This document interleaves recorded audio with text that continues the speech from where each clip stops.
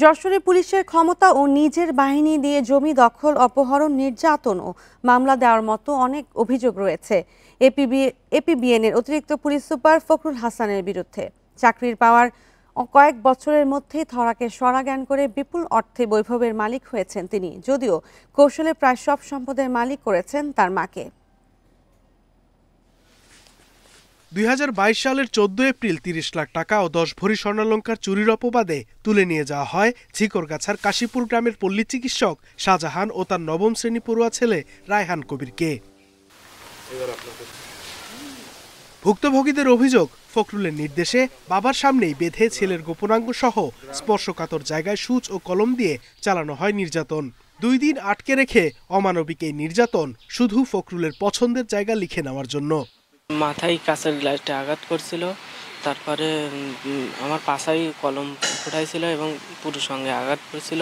আর বিভিন্নভাবে অমানবিক আচরণ করে মারধর করছিল। এক পর্যায়ে নিজের ব্যবসা প্রতিষ্ঠান ও জমি ফখরুলকে লিখে দিতে বাধ্য হন শাহজাহান ও তার পরিবার। পরে সাদা স্ট্যাম্পে স্বাক্ষর এবং চেক ও ক্রেডিট কার্ডের মাধ্যমে তুলে নেয় আরো ২.৫ লাখ টাকা। গলা টিপে জিভে বের করে দিয়েছিল আব্বুর, আর বিভিন্ন চড়মা, তারপরে আব্বুর গলার পরে উঠে দাঁড়াইছিল।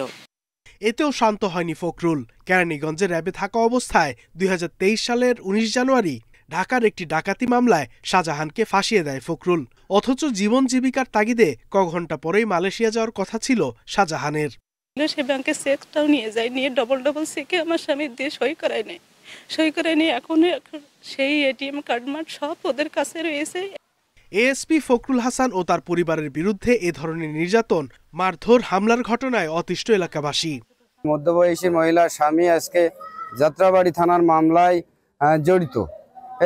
কিভাবে সম্ভব? যে লোক ঝিকরগাছা চেনে না। আমাদের মতন গরিব মানুষ যারা ছিল তারা ওনার কাছে যদি কথা সাহায্যের জন্য গেছে, তাহলে সে এমন কিছু বলেছে আর এমন কোন জায়গায় পাঠাইছে যে তারা দিনের পর দিন ক্ষতিগ্রস্ত হয়েছে।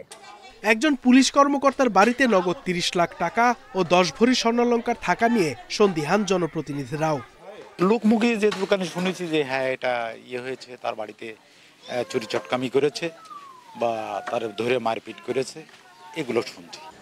এরই মধ্যে বিষয়গুলো নিয়ে পুলিশ সুপার ও জেলা প্রশাসকের কাছে লিখিত অভিযোগ করেছেন ভুক্তভোগীরা।